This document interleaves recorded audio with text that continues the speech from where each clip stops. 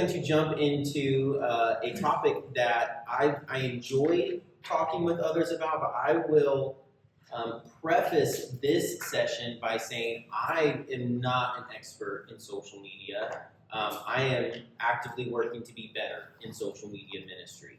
And when we talk about social media, I want you to think about it in terms of communication avenues. And social media is the biggest communication shift in over 500 years. I mean, when we really think about it, the way that it has impacted how people communicate with each other. And I'm not just talking about through churches, but just our connectivity with one another is so vastly different than anything in history before.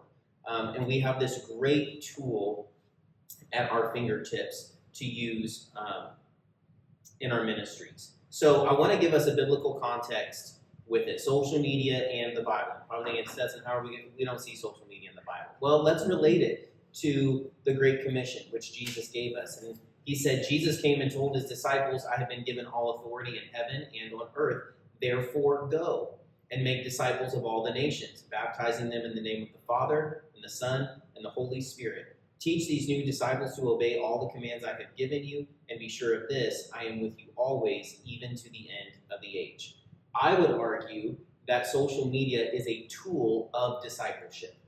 Social media is an avenue by which we can tell all the world of the gospel of Jesus Christ. You can reach somebody in Europe in social media. You can reach somebody in Africa. You can reach somebody in Russia or in China through social media, and you never even have to fundraise to go on the mission trip.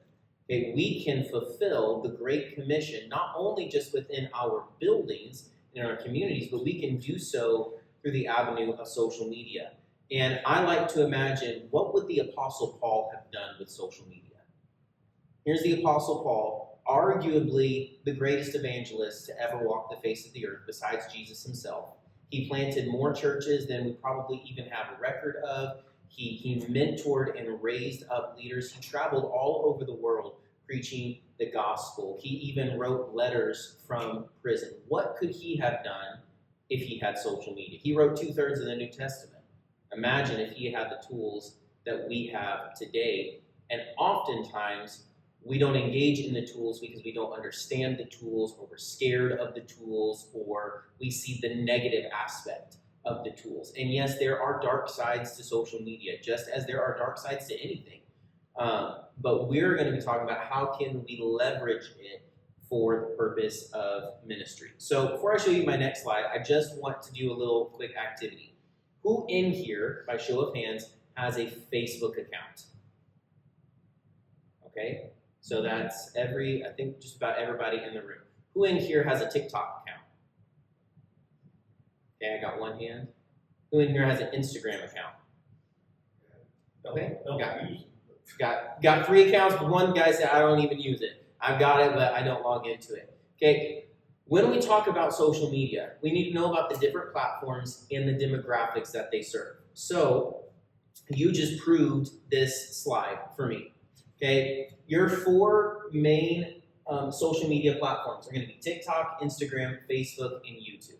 Okay, Facebook is 40 plus. Okay, I think I'm safe to assume that everybody in here is 40 plus. Okay, and almost everybody in here raising their hand. Yeah, I got Facebook. I see my friends. I see my grandkids. I see my neighbor. I got Facebook. I think there was one person that raised their hand for TikTok. Well, TikTok is primarily teens and young adults, ranging ages 14 to 35. Instagram, also primarily teens and young adults, ranging 14 to 35. But Facebook is primarily adults and seniors 40 plus. YouTube, however, is one of the only platforms that is consistently relevant across age groups. YouTube is considered the second largest search engine in the world. I don't know if you ever thought about YouTube as a search engine. Google, we all know as a search engine, but YouTube is as well. People go to YouTube and they search it all the time. It doesn't matter if you got 5-year-olds on YouTube, you got teenagers, you got young adults, you have senior citizens on YouTube. But these are your 4 major platforms. When we're talking about social media ministry then, if we isolate ourselves to any one of these platforms, we're more than likely missing a demographic. If your church is just present on social media, on Facebook, you're only reaching primarily individuals who are 40 years old and higher. And I think all of us would agree we want to reach the young families, right? We want the young mom and dad with the school-age kids. Well, the young mom and dad with school-age kids, they might have a Facebook account, but that is not what they are clicking on at 8 p.m. when they're going to scroll social media for 30 minutes after the kids go to bed. They're getting on TikTok, they're getting on Instagram.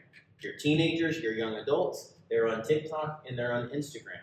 So then if we're trying to build a social media ministry, but we're not aware of where the demographics are, you can have the best content on Facebook for teenagers and young adults. Guess what? They're not on Facebook. Yes, they might have a Facebook account, but I'm telling you, they are not getting on it.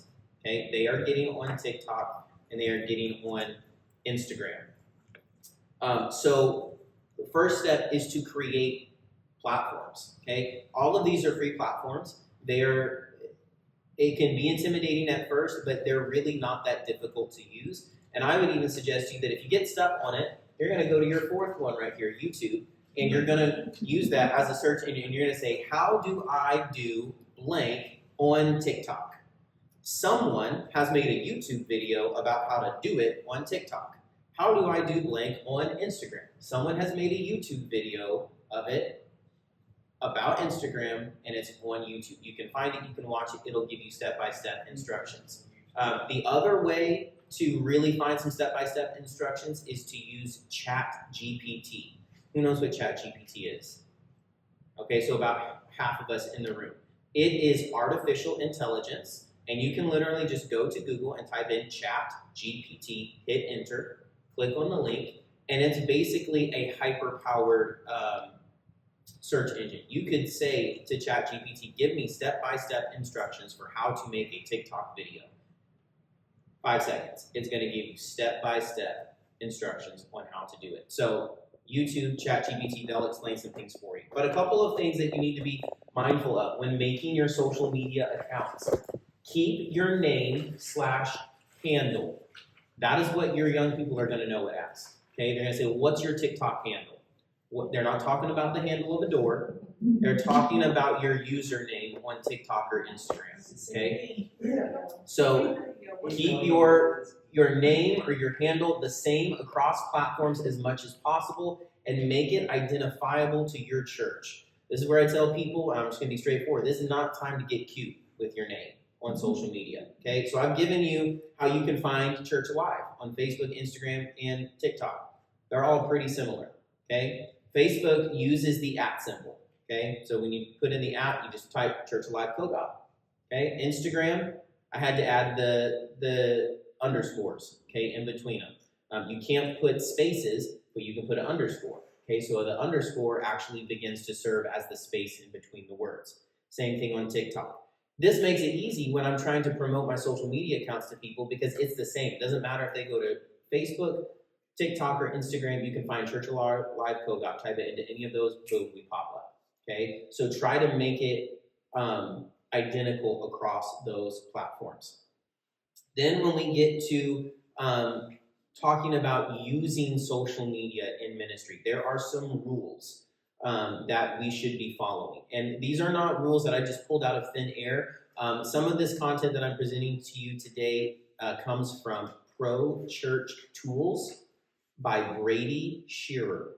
So write that down, Pro Church Tools by Brady Shearer. He has a podcast and he has a YouTube channel. Okay, he lives, eats, sleeps, breathes all things social media specifically for ministries and churches. Okay, so some of this content is adapted from some things that he's put off. But one of the things that he will say is number one rule for churches and social media: no weeks off. Okay, in order for you to have an impactful social media presence, you cannot take spans of time off from posting on social media. That means that your church needs to post some type of content every single week. It does not mean that you have to post every single day. Okay, I'm not saying you have to post Monday and Tuesday and Wednesday and Thursday and Friday. But if you make one post in July and then you go 3 months and you get really amped up about that fall festival that you're planning and you post it and you're like, why is nobody interacting with it? Well, because of the algorithms of social media, your post is basically getting buried. Okay, it's not being brought to the forefront of people's feeds because you're not actively posting, which means people are not actively engaging in your posts. The more consistently you post, the more consistent people engage with your post, which tells the algorithm of Facebook or TikTok or Instagram, hey, people want to see content from Lebanon Junction Church of God of Prophecy. So every time Lebanon Junction Church of God of Prophecy posts something, the algorithm of the social media platform will push it to the feed of the people that you're trying to reach. But if you're taking gaps of time off, they're not going to see that. The wonderful thing is, because we are churches, we have an automatic content generator every week. What is our automatic content generator every week? Services. The pastor's sermon. Okay? Every single week, you as the pastor or the pastor of your church is delivering 30 to 60 minutes of brand new content every single week. Okay? You don't have to reinvent the wheel. You can turn the pastor's sermon into social media content for your platform and not have to, well, let me just figure out something wise or smart or something to say. No, the pastor's already doing the hard work and creating the content for you. You just take it and repurpose it. So you don't have to post every day, but you do need to be posting every single week. Then comes rule number two. We all know that one of the reasons we want to use social media is to promote the things that are happening in our church, right? We want to be able to post about the revival at Church Alive or the Fall Festival or whatever it is that you have going on. But there's a rule for churches in social media, and it's called the no promo code. The no promo code simply states that people do not go to social media in order to see promotional ads, right? When you pick up your phone and you're scrolling Facebook, you're not going on Facebook to say, man, I really hope I see an ad from Bath and Body Works. I really hope that I see some political campaign that wants me to donate to their cause. That's not why you're going on social media. You're going on social media because you want to connect with your friends, you want to laugh at something, you want to be inspired by something. You're not going there to see commercials. Okay? Likewise, none of the people that we're trying to reach are going to social media to see the promotional ad for our churches. That's not the motivational aspect of why they're getting onto social media. So, how do we promote things on social media without appearing as what the younger generation would say is cringy? Okay? When it's just like, it's too in your face, it's too obvious, it's too desperate in the way that you're presenting it. Promotional materials then should always be folded into an existing form of content that adds value to the life of the individual. Okay, so if I want to promote something, I can put it on Facebook, I can put it on TikTok, I can put it on social media, but I need to ask myself some questions. How can I fold this information into some type of content that will be inspiring for someone? How can I fold this content into this promotion into some content that will make someone laugh? How can I fold this content into something that will make somebody feel the warm fuzzies on the inside? Because when we can find a way to fold the promotional material into one of those categories, we get people engaged and we also get to promote the content. And there may be times where you just post a standalone promotional, but more often than not, it needs to be folded into some type of content. And that's because social media is not just an activity. It is an investment of valuable time and resources. So people are surrounding themselves with people who not just support them, but inform their thinking. Okay? People are getting onto social media not just to blow the time, but they actually see it as a valuable portion of their day. And so, especially when you talk about your 30-somethings, your 20-somethings, your teenagers, it is built into the culture of those generations. Okay, so they're going to social media because they want to find some valuable content, whether that's a comedic relief, something inspiring, or to learn how to do something. So how can we do this as the church? I'm going to give you some practical ways that you can engage in social media. The first strategy is called a photo carousel. Okay, a photo carousel is most widely seen on Instagram. Instagram's platform is primarily photo-based and video-based. Unlike Facebook, you cannot go to Instagram and just post text. Okay, you can't just type in your thoughts and click post. You have to have either a photo or a video. And you can post multiple photos at the same time. So for this strategy, we're posting 4 photos. What happens then is you see the first photo and someone swipes to the side and they see all of the photos. Okay, the reason that we're doing this is we want to grab the attention of someone. So let's say I want to promote Empower 2026. Okay, instead of just posting my promotional graphic, what I'm going to do is find 3 photos from Empower last year. Now I'm a little bit at a disadvantage because Empower didn't happen last year, but we're talking about in the future. I'm going to find 3 powerful photos of ministry moments from Empower last year, where somebody who's scrolling past it, they're going to see themselves, they're going to see their friend, they're going to see their cousin, they're going to see their kid, they're going to see their grandkid. Okay, because that's the audience that we're trying to reach. They're going to see it, they're going to stop. Oh, I'm going to look at these photos. Let me look at the good time that they had. And then they scroll through the first 3 photos, last year's retreat, last year's retreat, last year's retreat, and then the 4th photo, which is hidden at the end, is the promotional graphic.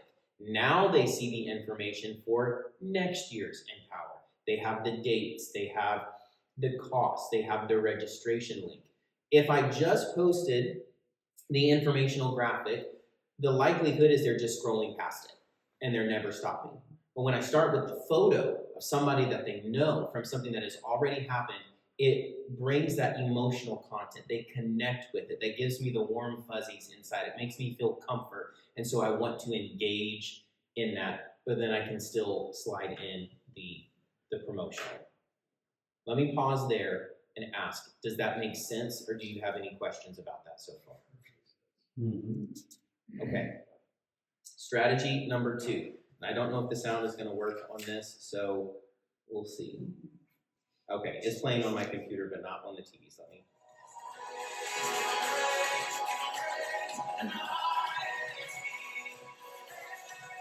I'm going to let it play one more time so you guys can.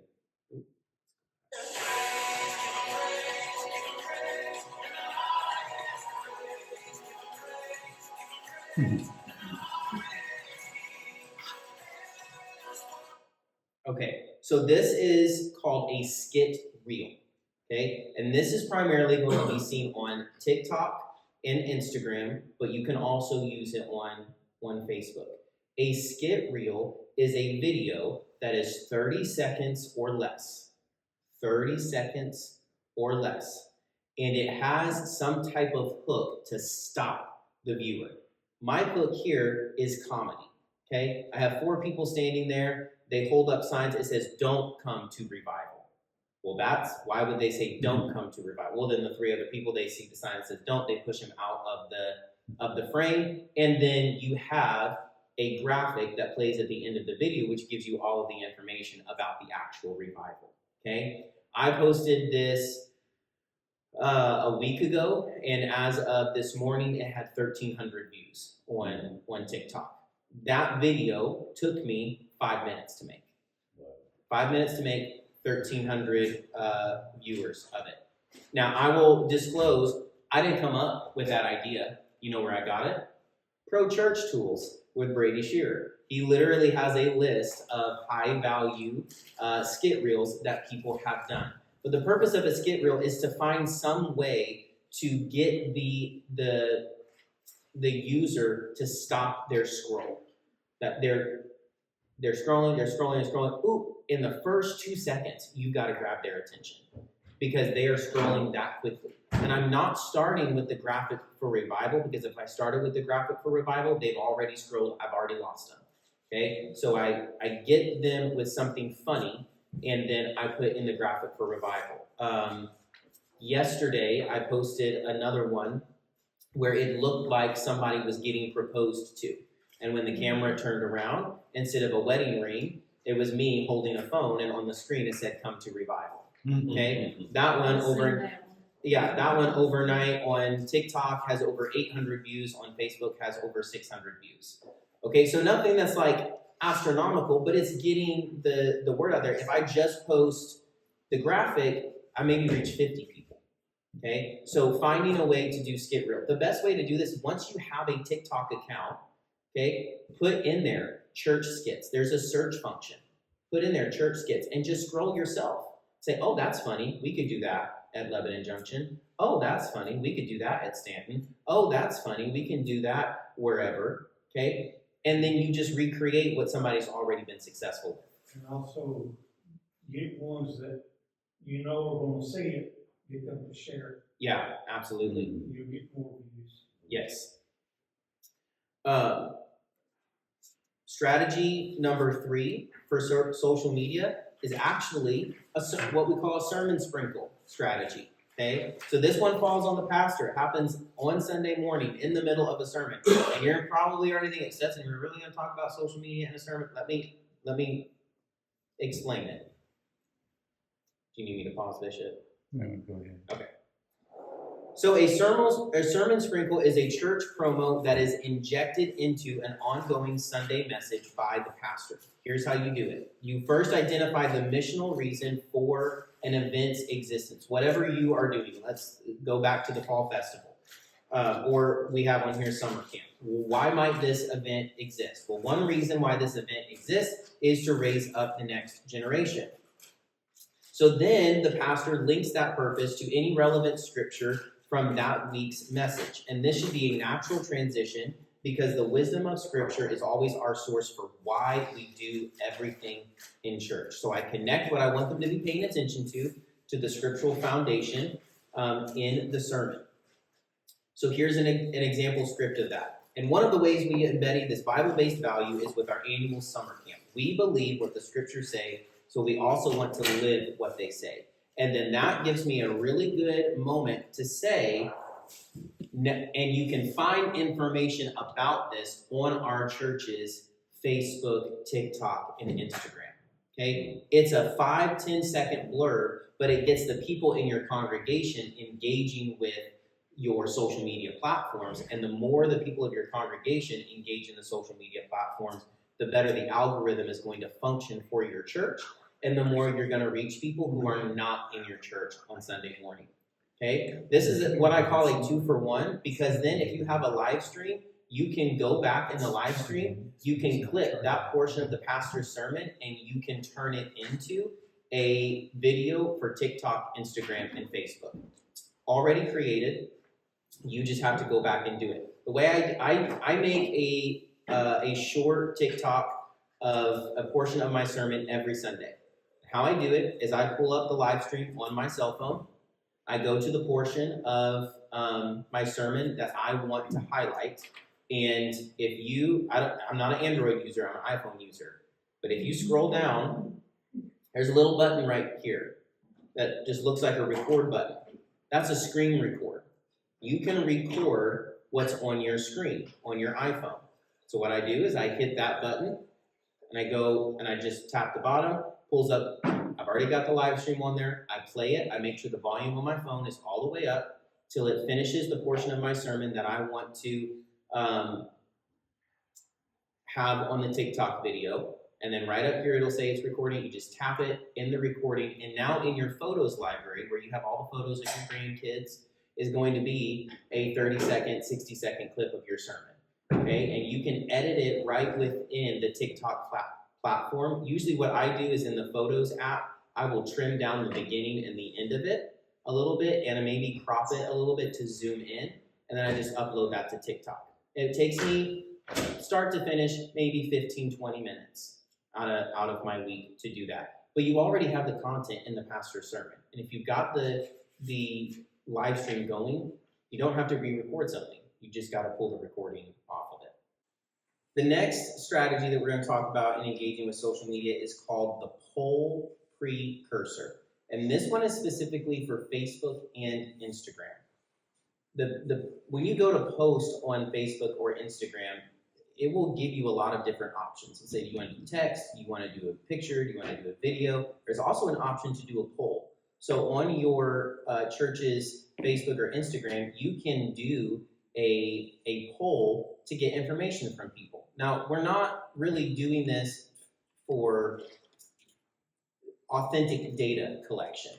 Okay, we're doing this to get people to engage. So the example that I have is you've got a worship night coming up at your church. Okay, and you want to make sure that people know about the worship night. So the poll precursor is pick your favorite worship songs from these 3 90s worship songs.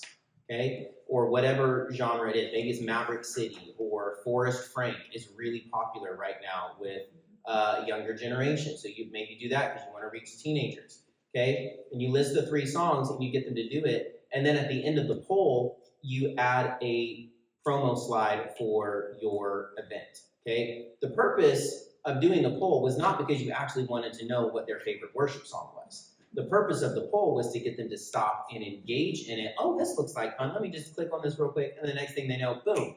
Okay, worship night, Lebanon Junction, Friday night, 7:30. Bring a friend, something like that. If you just posted the promotional picture, again, they're continuing to slide. We're trying to get people to do what we call stop the scroll, okay? And that's because people are just scrolling. Some people scroll past 20 things before they stop, okay? We're trying to get them to stop and actually engage in the content. And then you have a strategy that is called the handoff. And this is where you're going to do week after week. It's going to be a connected strategy. This is actually something I plan to do with Empower. Okay, so the goal of this, or I'll tell you how I'm going to use it with Empower. In a couple of weeks, I am going to post a video of me talking about Empower. And it's going to be me announcing that there is going to be a free tuition slot that is given away for one lucky teenager that applies to Empower. But in order to be entered into the drawing for that, you have to like this, comment on it, share it, and follow our social media. Okay? Why am I making them do that? Because I want them to engage in it. Okay? I might get a free tuition out of this. I normally wouldn't share it, but I will click that share button to make sure that my name is entered in it. That can take one post that may have only gotten shared 2 or 3 times by the faithful followers that you have, and now it may get 50 plus shares. And every time that it gets shared, you're multiplying your audience. That means people who would not have seen it are now seeing it. People that would not have heard about Empower are going to hear about Empower. You can do that over the course of several weeks. And now I post this video on Tuesday this week. Next week, I'll post a video announcing who won it and announcing that we're going to do it again. But again, you have to like, share, comment, and follow on this post. Again, it ratchets the engagement up, gets the word out. I can afford to give away 2 or 3 tuition slots if that helps me reach an additional 30, 40, 50 campers on the event. And you can do this with church events as well. You could give away a free appetizer card, okay? One of the things that we're doing this year for our fall festival, I've called all the surrounding restaurants to our church. And I've said, hey, we're doing this fall festival. Is there anything that you guys would be willing to donate for it?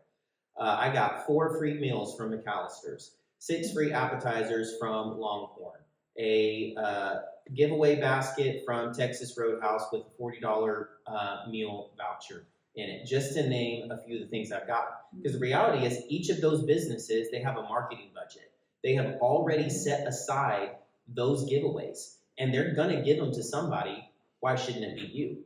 Okay, so you could do something with that, like, share, and comment on this for a chance to win a free lunch at Texas Roadhouse for next Sunday after church. And now you've helped promote your church, and you can. We'll give out gift certificates. Yeah. $50 gift cards. Yeah, and all you have to do is call and ask, and it's going to be somebody in their marketing department. And so this is a way to increase the engagement with your social media platform as well. And then the sixth strategy is a QR mystery code. Okay, to run a pre-service slide with nothing but a QR code and a call to action with a headline that reads, "Scan for a surprise." Okay, so Sunday morning slide, all they see is a QR code next with the words, "Just scan for a surprise." Everybody in here know what a QR code is? Anybody that doesn't know what a QR code is? Okay, if you have a smartphone, you can use a QR code. You literally just open your photo or your camera app, put it on the QR code, pops up a link, you tap on it, boom. You can link the QR code to one of your previously published skit reels, one of those funny videos that you have that will then have the content or the promotional information at the end of that video, which makes people aware of it and is also going to increase your likelihood that you might get another like and a share so that other people will see it as well. So those are your strategies. Let's wrap up with a couple of rules about social media. We started with a couple, now let's end with a couple. Rule number 3 in social media: views mean nothing. Okay, I want you to repeat that with me. Views mean nothing. Okay, I told you a little bit ago that skit reel that I showed you had 1,300 views on it. That's great. I need to get higher views ultimately, but at the end of the day, that 1,300 really doesn't mean anything to me. What I have to do is go to the analytics of that post. And this is built into Facebook, is built into Instagram, it is built into TikTok. It usually looks like view analytics or view insights or view data, and you just click on that. When I clicked on the view insights for that TikTok video that I showed you, it told me that only 9% of viewers watched the entire video. Okay?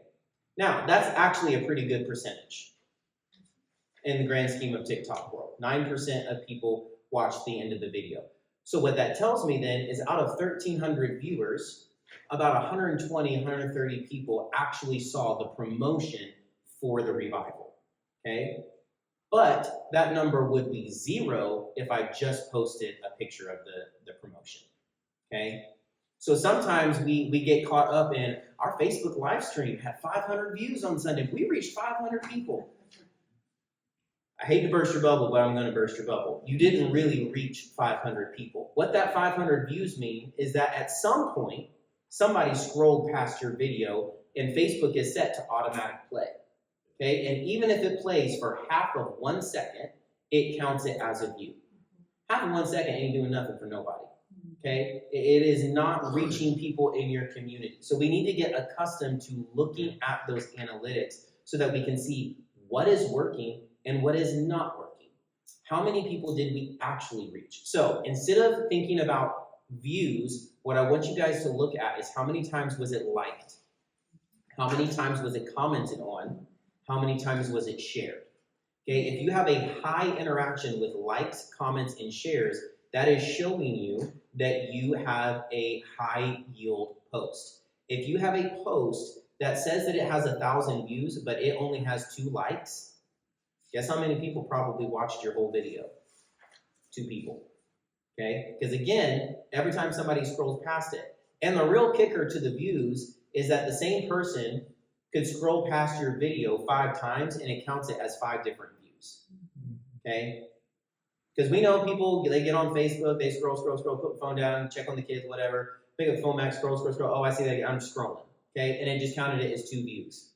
Okay? And you're thinking, whoa, I got 2 new views. No, you really didn't. So we need to be thinking about those analytics. For Facebook, it's called the Meta Business Suite. And I'm going to see if this will do what I want it to do.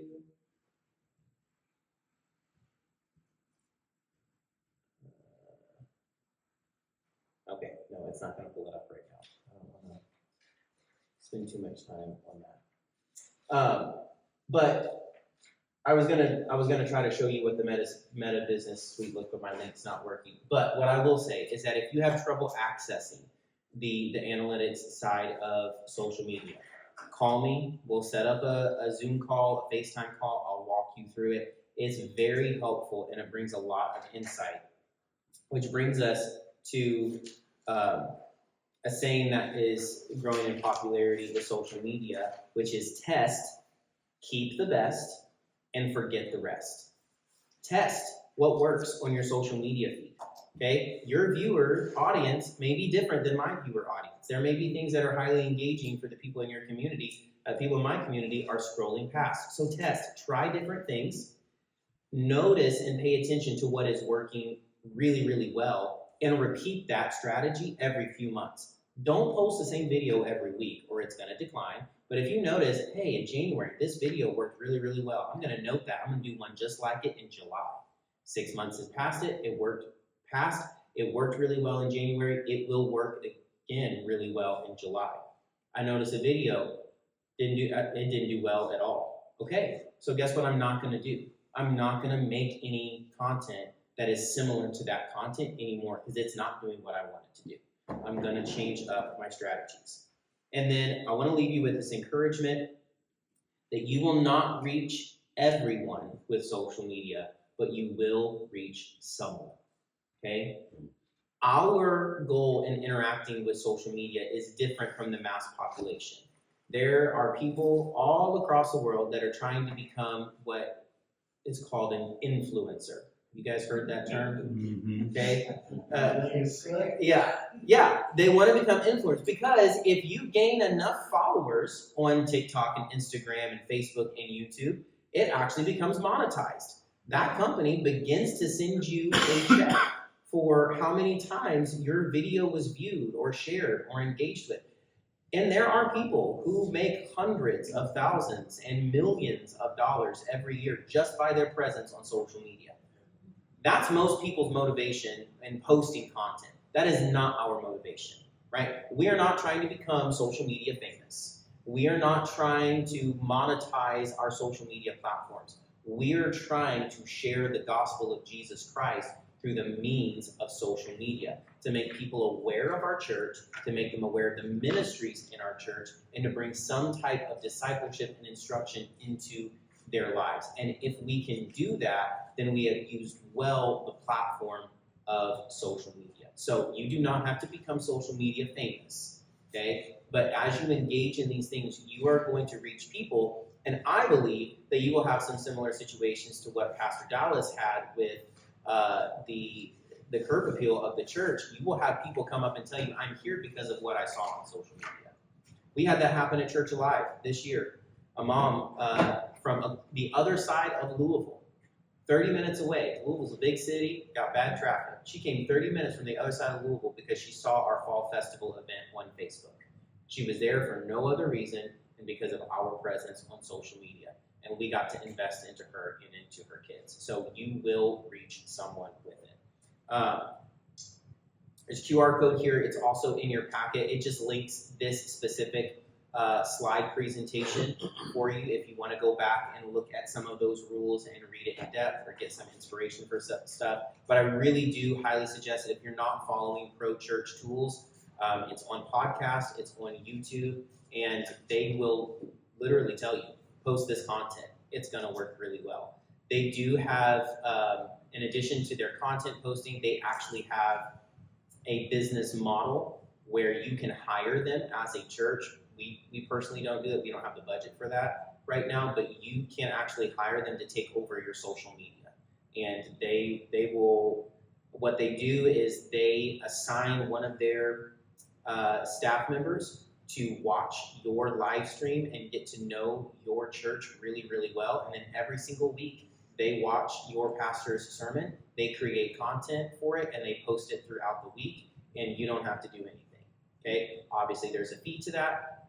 Again, Church Alive is not in a financial place where we can make that commitment, but your church might. And you might try it for a season and see, is it working? It's the battle between sometimes you've got to invest in order to increase the finances. If I invest into social media ministry, when I really feel like, I don't know if we can really swing it right now, but over the course of the next 12 months, it brings in 10, 12 new families who are now giving to the church, well, you made your money back.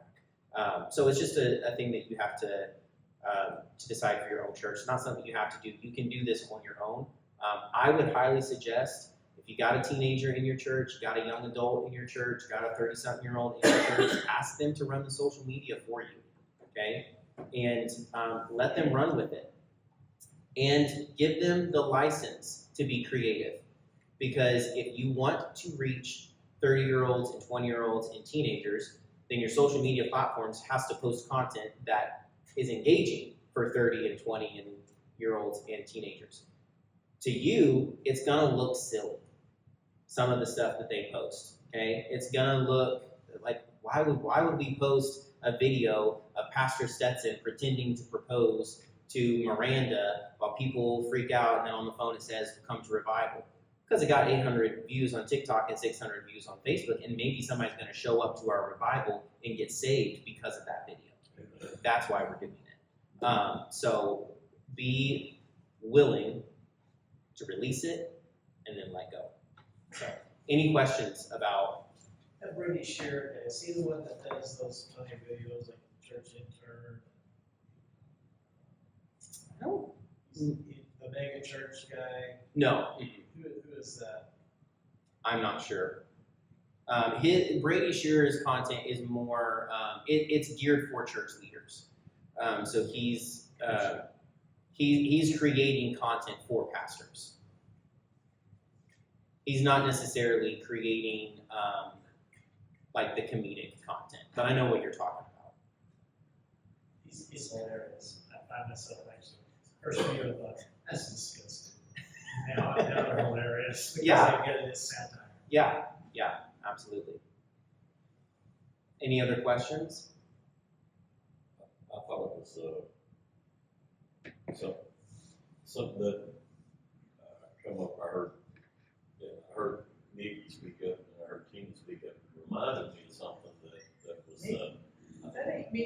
Anyways, Close enough. But anyways, it reminded me of something that is prevalent in the older generation. Is that we feel like it's a mindset that we have that we feel like we have to make an excuse because if we have a TikTok, or if we have a Facebook, or if we have some kind of social media. But really, why are we making excuses to have that? Just use the tool for ministry. Yeah. And I'll be the first to admit there's evil on social media. Sure. But the reality is that our teenagers, they're going to be on TikTok regardless. So if I know that there's the presence of dark things on TikTok, I don't want to just throw it out and discard it. I want to go into where the darkness is and be light so that when my teenagers are scrolling through TikTok, instead of just seeing the darkness, they see the light as well. Because it's going to be there regardless. We don't just not listen to the radio because we don't want to hear the music, what we don't want to listen to. Yeah. So it's kind of the same thing. Your advice to keep it church-based, or do you suggest also maybe even open up your own individual page to be able to relate individually? I think it depends on what your goal is. If your goal is to drive people to your church, into the ministries of your church, then I would keep it confined to the pages of your church. I don't, on my personal Facebook feed and my personal TikTok, from that platform, I don't post content for the church. Now, what I will do is when I post it on the church page, I then switch over to my account and I click the share button. Okay, so then it says the heading of Church Alive is still there, and it just says Stetson Harper shared this, or Stetson Harper reposted it. But I'm not going to create a content video for the church and post it from my personal friends page. And then he also counts as one view. Yes. And if I scroll past it a bunch, several views, good, you're listening. I think I say this, Taylor Brands. Yeah. And tag everybody up. Yeah. One last note that I will say, Pastor Dallas called me a couple weeks ago and he said, hey, I want to find out what equipment you're using to record your videos with because they look really good. He said, if you tell me that you're using an iPhone, I'm just gonna. They're really stupid, I think is what I said. Yeah, something like that. And I said, well, Pastor Dallas, I'm actually just using my iPhone. He said, well, how do you get it to look like that? When you open up your camera app on your iPhone, you've got different options on the bottom of it. It's going to automatically default to photo, and right next to it is video. But if you slide over a little bit, there will be a video option called cinematic. If you set it to cinematic, it focuses in on the individual who is in the video, and it blurs everything slightly that is behind the individual. It gives it more of a depth of field, and it makes the video feel like it is high value production, and really you just recorded from an iPhone. Okay, and it's the equipment that we've all already got in our pocket.